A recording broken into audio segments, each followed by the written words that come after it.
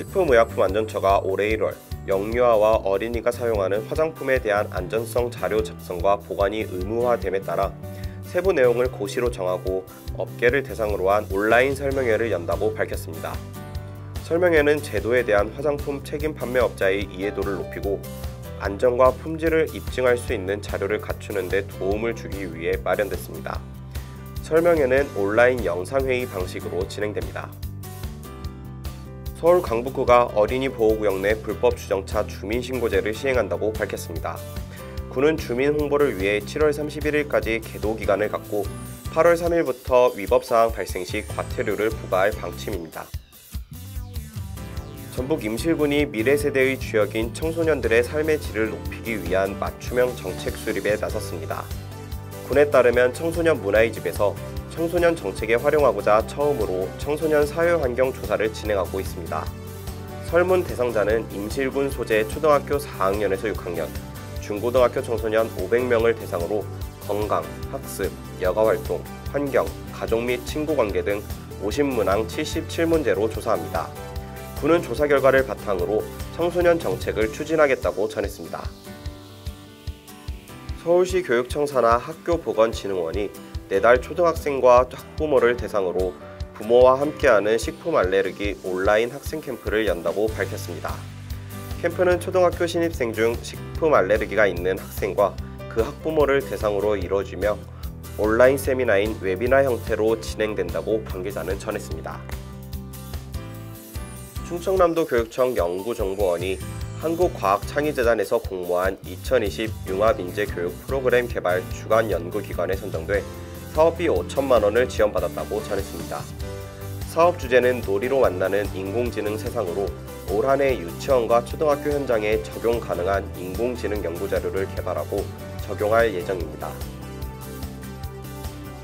부산시와 부산시 교육청이 오는 9월 11일까지 초등학교 3학년에서 6학년과 중학생을 대상으로 스마트 톡톡 코딩 공모전을 개최한다고 밝혔습니다.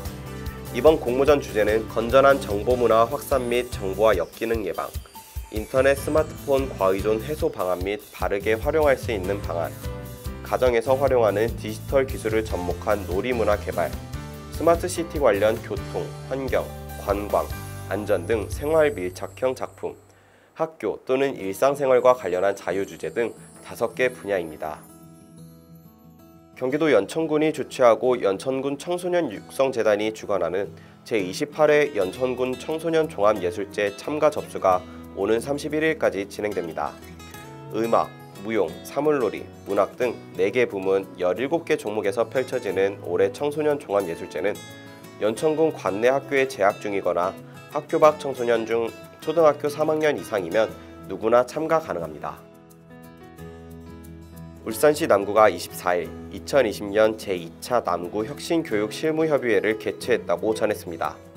이날 회의에서는 올해 남구가 추진하고 있는 11개 서로 나눔 교육지구 사업 등 혁신교육 사업 추진 상황을 점검하고 내년도 신규 사업 발굴과 각종 혁신교육 사업 추진 방안에 대해 의견을 나눴습니다. 강원도 교육청이 도내 51개 유치원과 초등학교 어린이 놀이시설에 대한 합동 점검을 실시합니다. 그동안 교육지원청 주관으로 실시했던 어린이 놀이시설 지도점검을 강화하기 위해 안전관리 지원기관 전문가가 참여하는 지도점검 지원단을 구성해 합동점검을 실시합니다. 부산시 교육청이 코로나19 여파로 급속히 변화하는 교육 환경에 대응하기 위해 선제적으로 포스트 코로나 대비에 나선다고 전했습니다. 시교육청은 최근 온오프라인 혼합형 수업이 가능한 블렌디드 러닝 교실을 만드는 학교 환경 구축 계획을 발표한 데 이어 교육청 산하 직속기관의 조직 및 기능도 학교의 미래교육 지원 중심으로 개편키로 했습니다. 또한 시교육청은 온라인 교육 인프라 구축에 주력하며 학교를 실질적으로 지원할 수 있는 다양한 방안을 마련하겠다고 전했습니다. 경북교육청이 초등학교 저학년 학생의 읽기학습 부진 해소를 위해 2학기부터 맞춤형 읽기학습을 지원하겠다고 전했습니다. 교육청은 드림센터 경주에서 초등학교 교원 50명을 대상으로 읽기곤란 학생 지도를 위한 전문가 연수를 실시하고 연수를 이수한 교원은 수준평정 그림책을 활용해 주 2회에서 3회 읽기곤란 위험 학생을 맞춤형으로 지원하게 됩니다. 인천시 농업기술센터가 초등학교 대상 학습 능력 향상을 위한 원예 활동 프로그램 교육을 온라인 화상 프로그램을 통한 비대면 교육으로 진행한다고 밝혔습니다. 학습 능력 향상을 위한 원예 활동 프로그램 교육은 농촌진흥청 교과목, 난이도별 원예 통합 교육 프로그램을 적용해 학생의 눈높이에 맞는 농업 이론과 실습 교육으로 구성됐습니다. 대전시가 다음 달부터 연말까지 106억 원을 투입해 어린이 보호구역 교통환경 개선 사업을 진행한다고 밝혔습니다. 시는 어린이 보호구역 중 올해 초등학교 151곳에 대해 안전한 통학환경 조성을 위해 과속 단속 카메라, 노랑신호 등, 횡단보도 발광 다이오드 시선 유도 등 바닥형 보행신호 등도 설치할 계획이라고 전했습니다.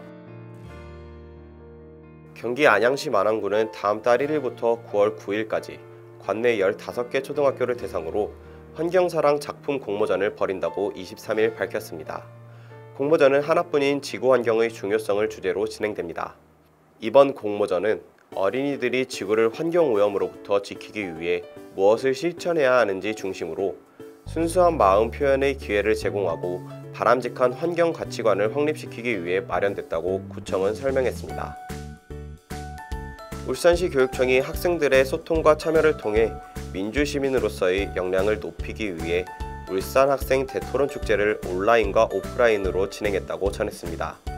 울산 학생 대토론 축제는 학생들의 자유로운 토론에 기초한 심의 민주주의, 다수결의 원리 존중, 소수 의견을 존중하는 의사소통 능력, 민주적 의사결정 능력을 길러주기 위해 마련됐습니다.